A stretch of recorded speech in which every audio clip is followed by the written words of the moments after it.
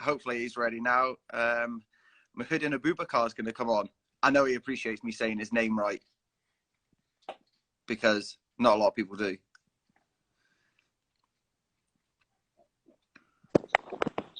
Yo, yo, yo. Yo, yo, yo, yo. What's happening? Nothing much. How are you? I was just saying that you'll appreciate that I can say your name right. Definitely. Because not a lot of people can. A breath of fresh air, man. Oh, I was loving that video of all the cock-ups, really. I don't see how people can get it so wrong. No, that's only part one, man. There's still part two. I remember when we were at Cage Warriors last year, and the guy done it, and he actually called you your brother's name. Yeah, exactly. I was actually making it longer, but I didn't realize how stressful and long editing is. It's actually really long. And yeah, so I always appreciate guys who make highlight videos and stuff these days, because I was making it, and I was gonna put my Crystal fight in there, and I was like, allow this, man, this is too long. Yeah, it's why do you think I always keep my interviews and like my videos, my podcast always unedited? Like I see people putting fancy writing and stuff like that on it. I ain't got time for that. Like, yeah, it's actually hard. I didn't realize. We'll keep it going. Because it's like you have to take every moment, you know, every good moment. Like for me, my one, I had to watch the whole fight, and stay attentive. You know? So I was one fight, just that fight was enough, man. Yeah. So how's lockdown been for you? How's things? I know you've gone back to training, and I don't know when you went back, but you've been training today. So I just finished. Oh, look at that. So whereabouts in the world are you? I know you like to travel a little bit. I didn't see if you'd gone somewhere else and you were stuck somewhere else for lockdown. Unfortunately, for now, I'm just in the hood, man. I'm just I'm just at home. Yeah, just trying to get back into routine, man. It's the main thing. Get a routine going. Yeah, because for a while I was just in a bit of a lazy slump, you know. So a lot of people have been. It's kind of one of the things, like you've been out running and stuff like that, and like you say, you've been quite lazy, but have you been picking it up now, like trying to get back into it?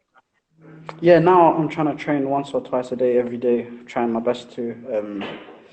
Yeah, obviously now, because I've actually got somewhere to train now. I've got a few places, few garages and that, so I'm a bit more fortunate than most people, you know. I've got a few, more than one place to train. So in the mornings I'm in one place, even I can be in another place and whatnot. Yeah, and hopefully the gyms will be open back within 2 weeks or 3 weeks. I hope so, man. To be honest with you, I want the fights more than the gyms, because I can train right now, you know, that's the main thing. But the thing about the gyms is, even if there is shows, I need an opponent, because a lot of people are not going to be training, you know, and I need to find a solid opponent. It's hard enough finding matchups for me as it is. I was just about to say, yeah, last year you had so much trouble trying to find an opponent, and this year, at the start of this year, yeah, you had 3 pullouts this year? No, this year I only had the one fight with Kane. Yeah, it was the last Cage Warrior show, wasn't it? Or was it the Fight Star show that you had 3 pullouts? I'm not sure. I've had a few pullouts here and there, but it's been a while. But it's just usually I have to wait, you know, to for example, the show will be 12 weeks out, and I won't have an opponent till 9 weeks or 8 weeks, you know, 3-4 weeks.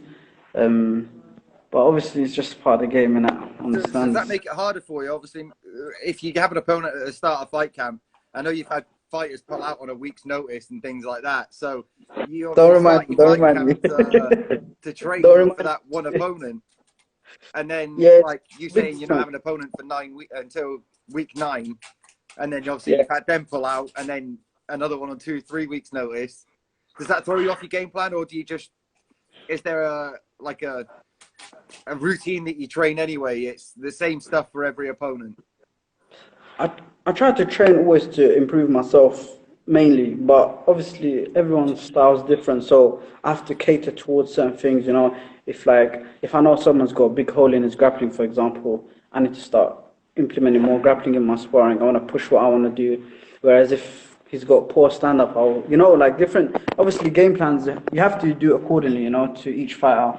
So yeah, it gets irritating, but at the end of the day, they're also having the fight on short notice, you know what I'm saying? So I'm not one to complain, or I never had preparation or whatnot, you know what I'm saying? Yeah, so something wanted to ask you for a while, and I don't think I ever have, is what is your actual predominant basis? Like jiu-jitsu, wrestling, stand-up? Because I think it was your last fight at Cage Warriors. For me, from what I've seen for the past few years, I'd say that was probably your hardest fight, minus the Christoph fight, because that was kind of like a back and forth, up and down, whereas the last one you had at Cage Warriors Southeast, you got tested on the ground. You were in trouble with your arm at one point, and then it went back, and you were in the dominant position. It was back and forth, standing up. I think, to be honest, were you there at the last fight? You weren't there, were No, you? I wasn't. No, I was watching it on the live stream. To be honest, like, when I watch it back again, I feel like I've dominated pretty much the whole fight, minus that armbar. You know, it was like within a minute, it just got like it was all a mess, and just got into a little tussle on the ground, and my arm got grabbed up. But after that, I don't think he did anything. You know, like I was putting the pressure. I was the one in the fight. You know, he was, as I was going forward, he was like his heart was diminishing, you know, his cardio was diminishing. Like I took the fight out of him really and truly, and as the fight went on, it was just going more and more in my favor, you know. Like, yeah, I think. And then if you watch the third round, it was a 10-8 round, you know. Yeah. It could have finished. Even one judge even gave me the first round. I didn't give myself the first round, but even one judge gave me the first round, so it shows that it wasn't so one-sided, you know. So how close, obviously, for people that don't know, obviously you got caught in an armbar that, from watching it on the live stream, it was in quite deep and stuff like that. How close was he to actually? I know you probably wouldn't have tapped anyway. You'd probably let him break your arm first, but how close was it to that point? Well, I was definitely in pain, you know. It happened so early, you know. Like if you watch all my fights, the first round is always a bit slow for me, and then second round is always like my best round, and I start to pick up. The first round, especially for this fight, because I had a big problem in the warm-up area. Like, so someone just fought about 5 fights before me, and he lost, and I was just there. I was on my mats, and he was there, and we were talking and whatnot. But I was still warming up slowly, and I was getting into it because I thought I still had time. And then next thing you know, I asked someone, it was like 3 fights left, and then like a few minutes later, the next 2 fights finished like within a round or like within a minute or something. So it completely threw me off, and they're like, okay, they're just coming out the cage, you're on next or something like that. And I was like, whoa, what the hell? Then I was like, yo, get the pads, blah, blah, blah, blah, blah. And I just tried to get my heart rate up, you know, try get a little warm up, but it definitely wasn't the warm up that I needed. Especially, I didn't really get to warm up grappling wise too much, and it was a bit of a problem. And then once I went, also the way they done the walkouts. Usually, like you take your top off, you say bye to your team at the cage. You know, they did this behind the curtain. So now I'm at the curtain without my top. I'm waiting for about 2-3 minutes while, like, waiting for the announcement. You know. Waiting for them to get your name wrong so you can walk out. And then I go into the cage, and it's like I'm not even fully warm up how I would want to be, and then the crowd was something else that, you know, it was a good lesson for me, you know, like not to let the crowd get to me, because it was very intense on both sides. You know, I had 100 people, he had about 50.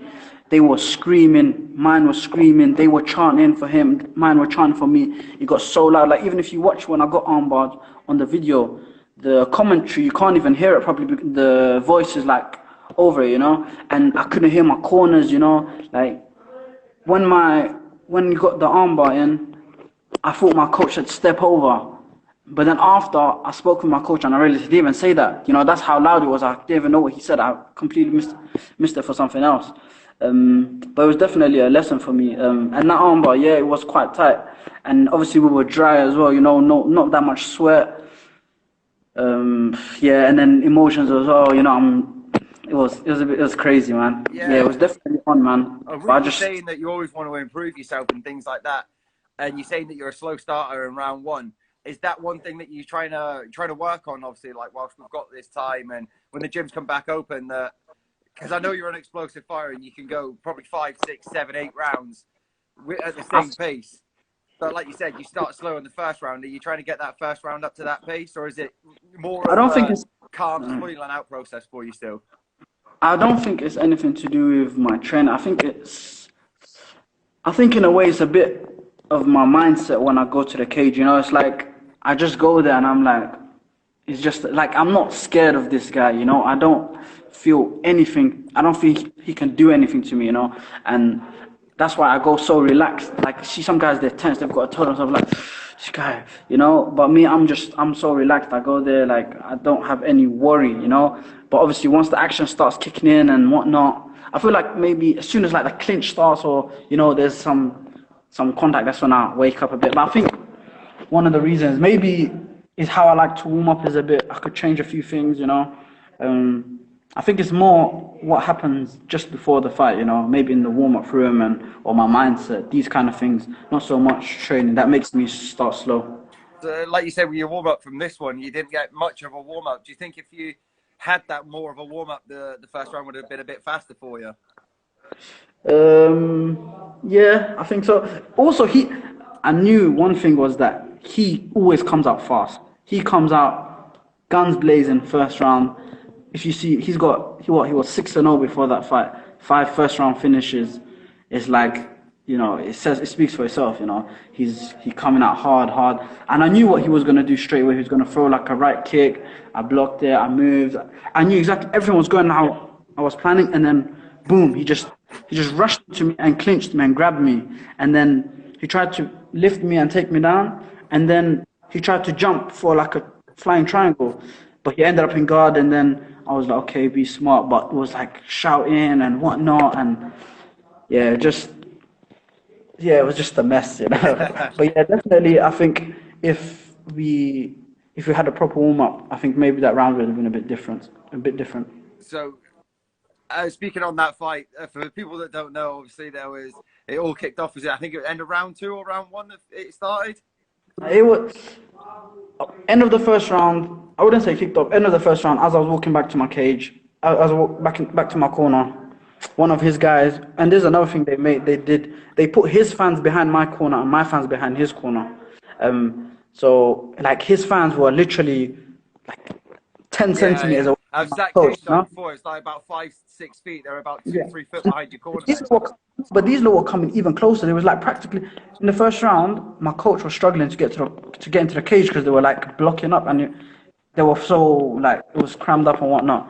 So yeah, like at the end of the first round, I walked to the cage to my corner, and one guy, he's come literally right to the cage as I'm walking in this direction, and he's waiting for me at the cage, and he's put his middle finger up at me, and I was like, all right, cool. And then obviously as the fight was going in my favor, you know, like my fans were kind of putting on their fans and like, you know, cheering, whatnot. And then as the fight went on, the fight finished. Just as my hand got raised is when it started. WWE. Yeah, I seen it like on the live stream, and everyone's like, and then it just sort of cut out on the live stream, and someone posted a video of they were actually recording it because they were up in the stands, and they were like, "This is crazy, chairs being thrown, drinks being thrown, everything." But fair play to the Cage Warriors, like security staff that they had there and the team and stuff like that. You know just as much as I do that they don't mess about, and they're top level with how they run the show and everything like that.